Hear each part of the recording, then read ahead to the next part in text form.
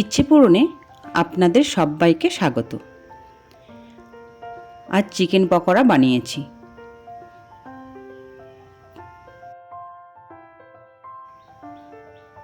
আপনারা অবশ্যই রেসিপিটা বানাবেন এবং কেমন লাগলো কমেন্ট বক্সে জানাবেন। চিকেন পকোড়া বানানোর জন্য আমি 300 গ্রাম চিকেনের টুকরো নিয়ে নিয়েছি। এর মধ্যে অ্যাড করেছি আদা বাটা, রসুন বাটা, পরিমাণ মতো লবণ, হলুদ গুঁড়ো 1 চামচ, চিলি ফ্লেক্স 1 চামচ, দুটো কাঁচা লঙ্কা কুচি করে কাটা,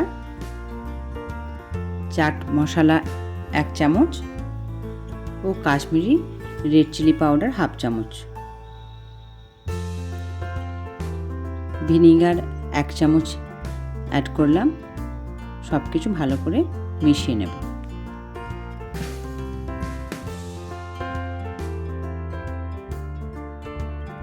এইভাবে মিনিট 10 রেখে দেব।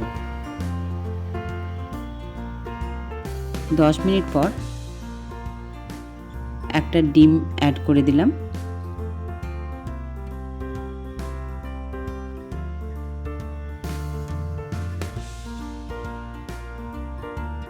ভালো করে সব কিছু আবার মিশিয়ে নেব।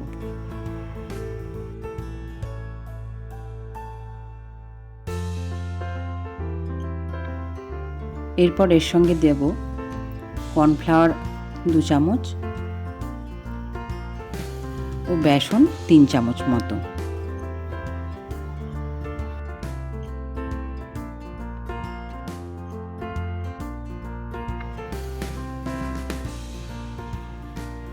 বেসন ও কর্নফ্লাওয়ার ভালো করে চিকেনের সঙ্গে মিশিয়ে নিতে হবে।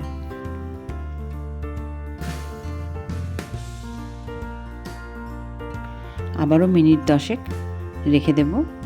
10 মিনিট পর এর মধ্যে অ্যাড করব 1 চামচ ধনে ক্রাশ করে নিয়েছি আর 1 চামচ জোয়ান, সেটাকেও হাতে সামান্য স্ম্যাশড করে দেব ও কসুরি মেথি 1 চামচ অ্যাড করে দিলাম।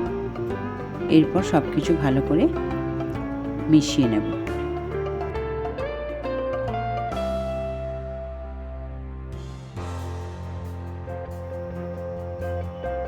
এরপর গ্যাস অন করে একটি কড়াই বসিয়ে দিয়েছি ও পরিমাণ মতো তেল দিয়েছি। তেল গরম হয়ে গেলে গ্যাসের ফ্লেম লো টু মিডিয়ামে রেখে পকোড়াগুলো ধীরে ধীরে ভেজে নেব।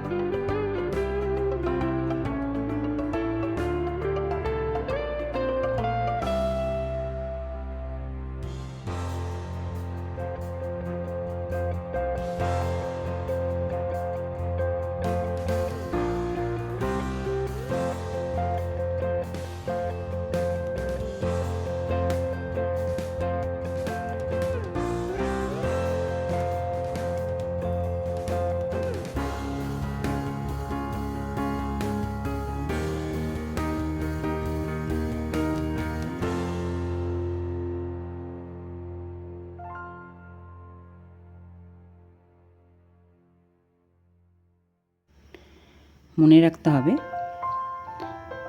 গ্যাসের ফ্লেম এই সময় লো টু মিডিয়ামে রাখতে হবে।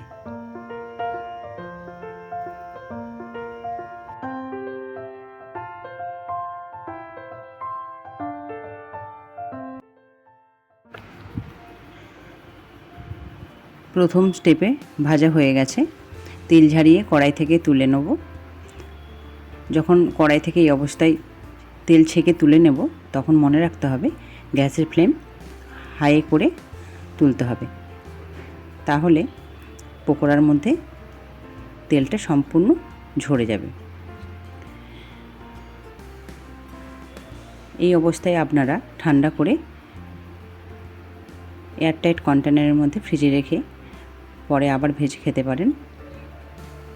কিন্তু আমি যেহেতু এটা এখনই ব্যবহার করব, তাই মিনিট 10 পর এটিকে আবার সেকেন্ড রাউন্ডের জন্য ফ্রাই করব।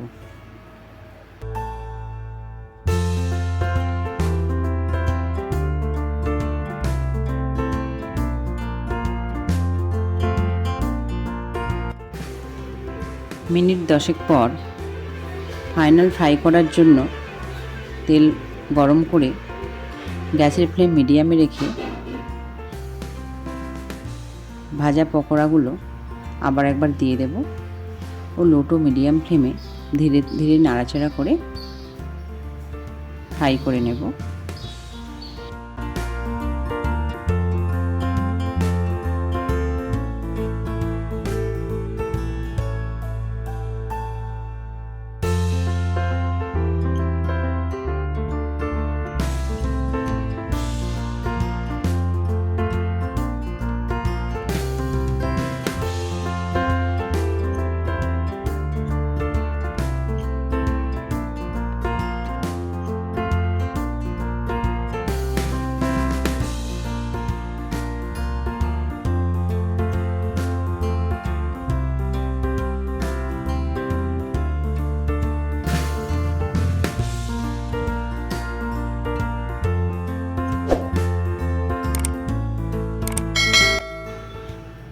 পকোড়াগুলো ফ্রাই হয়ে গেছে, আমি তেল ঝারিয়ে তুলে নেব।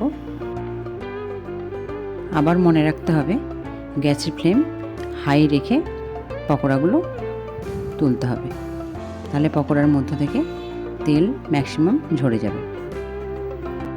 পরিবেশনের জন্য পকোড়াগুলি একদম রেডি।